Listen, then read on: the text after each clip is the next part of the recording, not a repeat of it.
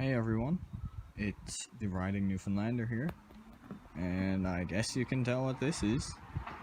Yep, new to me. It's a YZ85, 2003, same as my Polaris. Now, as you can see, it's in shambles right now, because it's technically, well, it runs, but it's seen better days.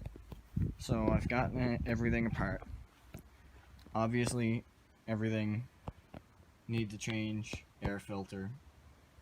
The carburetor was leaking last night. Just down right there. There was a bunch of gas leaking from it. And yeah, the carburetor's in a little rough condition. I replaced this. The handle was completely broken on this. This is from the parts bike that came with it. I picked it up for $1,600 for both, which is a pretty good deal.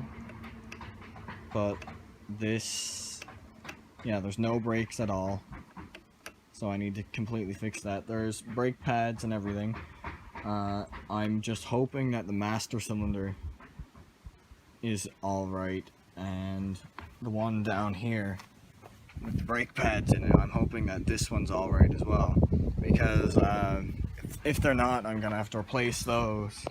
But the guy I bought it off of, he said that it should just need to have the brakes bled, and from what I can tell now, that's probably true. Yeah, the back brake doesn't work either.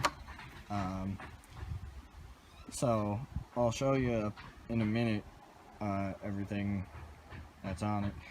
I'll need to fill up this. I'm gonna clean it there in a few minutes, put it all back together and pressure wash it, make it look new again.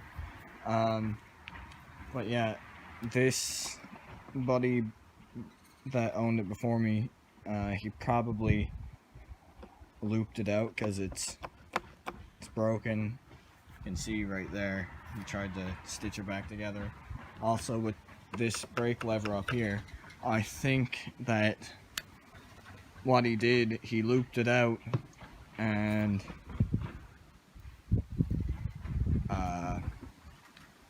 crashed it, and it came down on the left, or sorry, the brake lever on the front, and it snapped it. He said that he cut it off for his son, but I don't really believe that.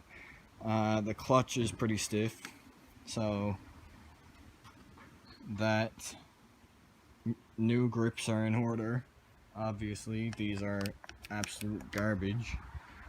But it has coolant. I haven't checked the transmission oil yet. It has good compression. I'll just go through that right now.